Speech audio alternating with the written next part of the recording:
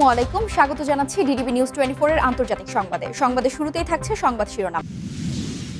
মধ্যপ্রাচ্যে যুদ্ধের দামামা, লেবাননের পাশে ৩ শক্তিশালী দেশ, নেতানিয়াহুকে চরম হুঁশিয়ারি। পারমাণবিক শক্তি সীমাহীনভাবে বাড়ানোর নির্দেশ কিমের। ব্যালিস্টিক ক্ষেপণাস্ত্রে ভয়ঙ্কর মারণাস্ত্র যুক্ত করছে ইরান। পুতিন ও জেলেন্সকির সঙ্গে আলোচনা চমৎকার হয়েছে, মন্তব্য ট্রাম্পের। ইসরায়েলের আগ্রাসন বিধ্বস্ত গাজায় শীত ও বৃষ্টিতে ভয়াবহ দুর্ভোগ। শত্রুর হামলা চলা অবস্থায় নিরস্ত্রীকরণ দখলদারদের স্বার্থ রক্ষা করবে, হিজবুল্লাহ মহাসচিব। এতক্ষণ শুনছিলেন সংবাদ শিরোনাম, এখন থাকছে বিস্তারিত। মধ্যপ্রাচ্যে যুদ্ধের দামামা, লেবাননের পাশে ৩ শক্তিশালী দেশ, নেতানিয়াহুকে চরম হুঁশিয়ারি। মধ্যপ্রাচ্যের রণক্ষেত্রে এবার নতুন সমীকরণ। লেবাননের উপর ইসরায়েলি আগ্রাসন যত বাড়ছে, পাল্টাতে শুরু করেছে বিশ্ব রাজনীতির মোড়। ইসরায়েলি প্রধানমন্ত্রী বেনিয়ামিন নেতানিয়াহুর রণংদেহী মূর্তিকে চ্যালেঞ্জ জানিয়ে এবার সরাসরি লেবাননের পাশে দাঁড়িয়েছে বিশ্বের ৩ প্রভাবশালী দেশ। কে এই ৩ শক্তি, আর নেতানিয়াহুকেই বা কী বার্তা দিল তারা? বিস্তারিত থাকছে প্রতিবেদনে। লেবানন সীমান্তে ক্রমেই বাড়ছে লাশের মিছিল। হিজবুল্লাহকে দমনের নামে বৈরুত থেকে দক্ষিণ লেবানন সর্বত্রই ইসরায়েলি বাহিনীর তাণ্ডব। তবে এই পরিস্থিতিতে ইসরায়েলকে একঘরে করতে কোমর বেঁধে নেমেছে ৩ শক্তিশালী রাষ্ট্র: ইরান, তুরস্ক এবং রাশিয়া। ইরান প্রতিরোধের শেষ সীমা সবার আগে মাঠে নেমেছে তেহরান। ইরানের সর্বোচ্চ নেতা আয়াতুল্লাহ খামেনি স্পষ্ট জানিয়েছেন, লেবাননকে একা ফেলে রাখা হবে না। প্রয়োজনে সরাসরি সামরিক হস্তক্ষেপের ইঙ্গিত দিয়েছে ইরান। হিজবুল্লাহর শক্তি বাড়াতে সব ধরনের রসদ যোগানোর প্রতিশ্রুতি দিয়ে তারা নেতানিয়াহুকে জানিয়ে দিয়েছে, আগুনের সাথে খেলা করলে তার পরিণতি হবে ভয়াবহ। তুরস্ক এরদোগানের কড়া হুঁশিয়ারি। ন্যাটো সদস্য হওয়া সত্ত্বেও ইসরায়েলের বিরুদ্ধে সবথেকে সোচ্চার তুরস্কের প্রেসিডেন্ট রাইসেপ তাইয়েব এরদোগান। তিনি নেতানিয়াহুকে আধুনিক যুগের হিটলার আখ্যা দিয়ে বলেছেন, যেভাবে নাৎসিদের পতন হয়েছিল ঠিক সেভাবেই পতন হবে ইসরায়েলি আগ্রাসনের। তুরস্ক স্পষ্ট করেছে, মুসলিম বিশ্বের সার্বভৌমত্ব রক্ষায় তারা লেবাননের পাশে আছে। রাশিয়া পুতিনের কৌশলগত অবস্থান। ইউক্রেন যুদ্ধ নিয়ে ব্যস্ত থাকলেও মধ্যপ্রাচ্যে নিজেদের প্রভাব হাতছাড়া করতে নারাজ ভ্লাদিমির পুতিন। ক্রেমলিন থেকে আসা বার্তায় জানানো হয়েছে, লেবাননে ইসরায়েলের স্থল অভিযান আন্তর্জাতিক আইনের চরম লঙ্ঘন। গোয়েন্দা তথ্য আদান-প্রদান এবং কূটনীতিক চাপ প্রয়োগ করে ইসরায়েলকে কোণঠাসা করার কৌশল নিয়েছে মস্কো। এই ৩ শক্তির জোটবদ্ধ অবস্থান নেতানিয়াহু প্রশাসনের উপর বিশাল মনস্তাত্ত্বিক চাপ তৈরি করেছে। বিশ্বজুড়ে যুদ্ধবিরোধী বিক্ষোভ আর এই ৩ দেশের কড়া বার্তায় এখন প্রশ্ন উঠছে, নেতানিয়াহু কি তার অভিযান থামাবেন, নাকি মধ্যপ্রাচ্য এক মহাপ্রলয়ের দিকে এগিয়ে যাবে? বিশ্লেষকরা বলছেন, যদি এই ৩ দেশ সম্মিলিতভাবে লেবাননের সমর্থনে এগিয়ে আসে, তবে ইসরায়েলের জন্য এই যুদ্ধ সামালানো অসম্ভব হয়ে পড়বে। এখন দেখার বিষয় ওয়াশিংটন তাদের মিত্র ইসরায়েলকে বাঁচাতে কী ভূমিকা নেয়। পারমাণবিক শক্তি সীমাহীনভাবে বাড়ানোর নির্দেশ কিমের। উত্তর কোরিয়ার নেতা কিম জং উন দীর্ঘপাল্লার কৌশলগত ক্রুজ ক্ষেপণাস্ত্রের একটি পরীক্ষামূলক উৎক্ষেপণ তদারকি করেছেন। একই সঙ্গে তিনি দেশের পারমাণবিক যুদ্ধ ক্ষমতা সীমাহীন ও ধারাবাহিকভাবে বাড়ানোর নির্দেশ দিয়েছেন, দেশটির রাষ্ট্রীয় সংবাদ মাধ্যম জানিয়েছে। রাষ্ট্রীয় সংবাদ সংস্থা কেসিএনএ জানায়, রবিবার অনুষ্ঠিত পরীক্ষায় ক্ষেপণাস্ত্রগুলো কোরিয়া উপদ্বীপের পশ্চিম দিকের সমুদ্রপথ ধরে উড়ে নির্দিষ্ট লক্ষ্যবস্তুতে আঘাত হানে। পরীক্ষার ফলাফলে সন্তুষ্ট প্রকাশ করেন কিম। প্রতিবেদনে বলা হয়, উত্তর কোরিয়ার নিরাপত্তা সংশ্লিষ্ট পরিস্থিতি বিবেচনা করে পারমাণবিক প্রতিরোধক ক্ষমতার নির্ভরযোগ্যতা নিয়মিত পরীক্ষা করা একটা দায়িত্বশীল পদক্ষেপ। কিম জোর দিয়ে বলেন, রাষ্ট্রীয় পারমাণবিক যুদ্ধ ক্ষমতা আরও শক্তিশালী করতে সব ধরনের প্রচেষ্টা অব্যাহত থাকবে। এদিকে নতুন বছরের শুরুতে ক্ষমতাসীন ওয়ার্কার্স পার্টির গুরুত্বপূর্ণ কংগ্রেস আয়োজনের প্রস্তুতি নিচ্ছে উত্তর কোরিয়া। ওই কংগ্রেসে আগামী ৫ বছরের উন্নয়ন পরিকল্পনা নির্ধারণ করা হবে।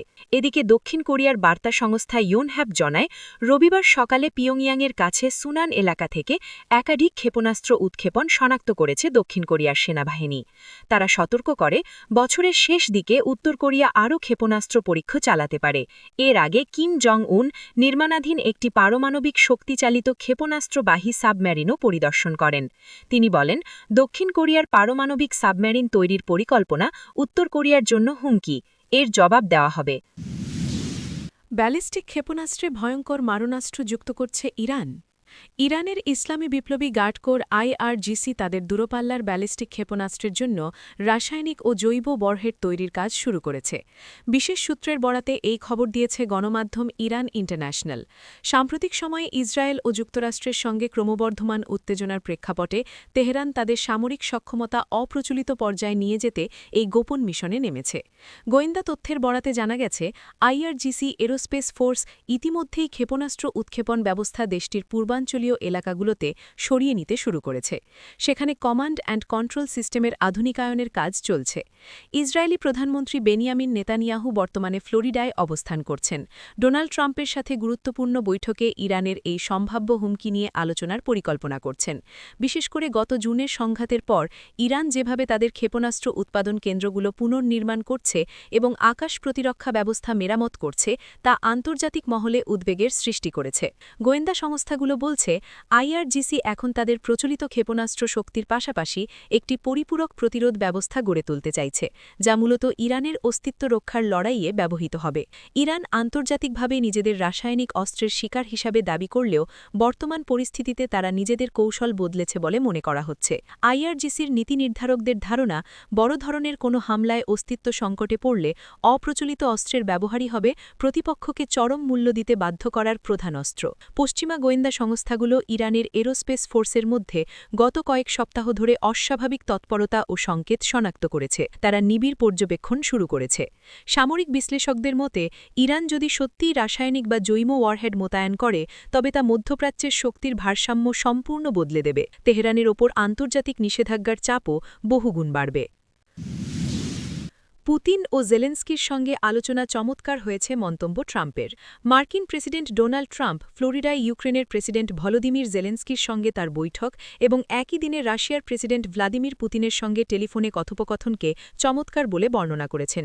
ফ্লোরিডার মার-এ-লাগোতে জেলেন্সকির সঙ্গে যৌথ সাংবাদিক সম্মেলনে ট্রাম্প বলেন, আমাদের বৈঠকটি ছিল অত্যন্ত ভালো। আমরা প্রায় 90% বিষয় নিয়েই আলোচনা করেছি। শতাংশের হিসাব যাই হোক না কেন, এই যুদ্ধ শেষ করার পথে আমরা অনেকটা এগিয়ে গেছি। ট্রাম্প আরও বলেন, আপনারা জানেন, প্রেসিডেন্ট পুতিনের সঙ্গে আমার ফোনালাপটিও ছিল চমৎকার। কথোপকথনটি 2 ঘণ্টারও বেশি সময় ধরে চলে এবং আমরা অনেক গুরুত্বপূর্ণ বিষয় নিয়ে আলোচনা করেছি। তিনি যোগ করেন, আমি সত্যিই মনে করি উভয় পক্ষের সঙ্গে আলোচনার মাধ্যমে ইউক্রেন ইস্যুতে আমরা একটি সমঝোতার আগের যে কোনো সময়ের চেয়ে অনেক কাছাকাছি পৌঁছে গেছি। আমার মনে হয় আমরা খুব কাছাকাছি চলে এসেছি, হয়তো খুব কাছাকাছি।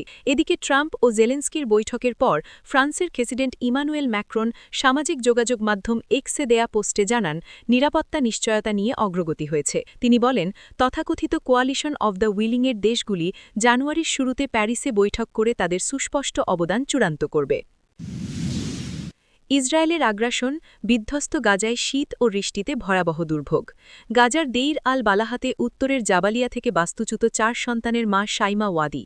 তিনি বলছেন, আমরা 2 বছর ধরে এই তাঁবুতে বাস করছি। প্রতিবার বৃষ্টি হলে তাঁবুটি আমাদের মাথার ওপর ভেঙে পড়ে। আমরা নতুন কাঠের টুকরো দিয়ে তা ঠেকানোর চেষ্টা করি। নিত্যপণ্যের আকাশচুম্বী দামের কথা উল্লেখ করে শাইমা এএফপিকে বলেন, সবকিছুর দাম এত বেশি হয়ে গেছে যে বাচ্চাদের জন্য কাপড় কিংবা তাদের ঘুমানোর জন্য গদি কিনতে খুব কষ্ট হচ্ছে। গাজা শহরে বসবাসরত বাস্তুচ্যুত ফিলিস্তিনি মোহাম্মদ মাসলাহা জাজিরাকে বলেন, তাঁবুতে বাস করা ছাড়া তার আর কোনো উপায় নেই, কোথাও থাকার জায়গা নেই। আমি এখানে থাকতে বাধ্য হচ্ছি, কারণ আমার বাড়ি ইসরায়েলি সেনারা গুড়িয়ে দিয়েছে। 2 বছরের ইসরায়েলি বোমাবর্ষণে উপত্যকার বেশিরভাগ অংশ ধ্বংস হয়ে গেছে।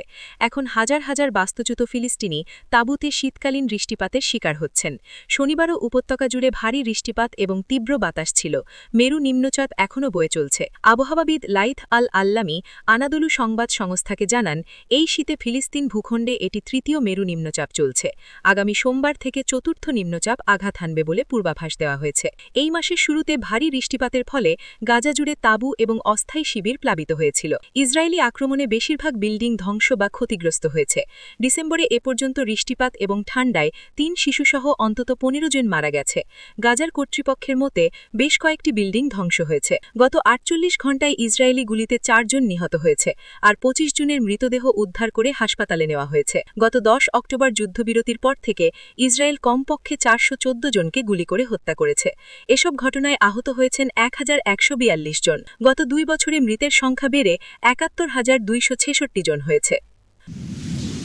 শত্রুর হামলা চলা অবস্থায় নিরস্ত্রীকরণ দখলদারদের স্বার্থ রক্ষা করবে মন্তব্য হিজবুল্লাহর মহাসচিবের লেবাননের হিজবুল্লাহর মহাসচিব শেখ নাইম কাসেম প্রতিরোধ বাহিনীর নিরস্ত্রীকরণের প্রচেষ্টাকে সম্পূর্ণরূপে একটি ইসরায়েলি মার্কিন প্রকল্প বলে অভিহিত করেছেন তিনি বলেছেন জায়নবাদী ইসরায়েলের আগ্রাসন চলমান থাকা অবস্থায় অস্ত্র একচেটিয়াভাবে রাষ্ট্রের হাতে নেওয়ার যে কোনো প্রচেষ্টা দক্ষিণ লেবাননের কিছু অংশ অন্যদের দখলে থেকে যাওয়ার ক্ষেত্র তৈরি করবে লেবাননের হিজবুল্লাহর মহাসচিব রবিবার শহীদ হাজী মোহাম্মদ হাসান ইয়াগি আবু সালিমের স্মরণ সভায় লেবাননের বর্তমান পরিস্থিতির কথা উল্লেখ করে বলেন 2019 থেকে দেশটিতে অস্থিরতা সৃষ্টি এবং অর্থনীতি ধ্বংসের পেছনের মূল নায়ক ইউএসএ তিনি আরও বলেন যুদ্ধবিরতি থাকলেও লেবাননের ওপর ইসরায়েলের হামলা বন্ধ হয়নি এবং তারা এখনও আগ্রাসন চালিয়ে যাচ্ছে পার্স টুডের প্রতিবেদনে বলা হয় শেখ নাইম কাসেম জোর দেন যতদিন ইসরায়েলি হামলা চলবে ততদিন প্রতিরোধ বাহিনীর নিরস্ত্রীকরণ লেবাননের স্বার্থ রক্ষা করবে না বরং দখলদারদের স্বার্থ নিশ্চিত করবে এবং দক্ষিণ লেবাননের 5টি স্থানে দখল বজায় রাখার পক্ষে কাজ করবে হিজবুল্লাহর মহাসচিব প্রতিরোধের 42 বছরের অভিজ্ঞতা এবং যহুদিবাদী ইসরায়েলের পরিকল্পনাগুলো ব্যর্থ করার কথা উল্লেখ করে বলেন লেবানন সরকার সফল হয়েছে কারণ তাদের পাশে প্রতিরোধ সংগ্রামীরা ছিল শেখ নাইম কাসেম বলেন প্রতিরোধ বাহিনী এবং লেবানন যুদ্ধবিরতির প্রতি প্রতিশ্রুতিবদ্ধ ছিল কিন্তু এখন থেকে আর কোনো ছাড় দেওয়া হবে না তিনি বলেন যতক্ষণ না ইসরায়েল তাদের প্রতিশ্রুতি পালন করে ততক্ষণ লেবানন কোনো পদক্ষেপ গ্রহণ করতে বাধ্য নয় লেবাননের হিজবুল্লাহর মহাসচিব আরও বলেন আকাশ স্থল ও নৌপথে সব ধরনের হামলা সম্পূর্ণভাবে বন্ধ করতে হবে দখলদারদের পুরোপুরি প্রত্যাহার করতে হবে বন্দীদের মুক্তি দিতে হবে এবং দক্ষিণ লেবাননের পুনর্নির্মাণ শুরু করতে হবে তিনি বলেন দখলদার ইসরায়েল তার প্রতিশ্রুতি বাস্তবায়ন করার আগে লেবানন সরকারের পক্ষ থেকে কোনো পদক্ষেপ নেওয়া উচিত নয়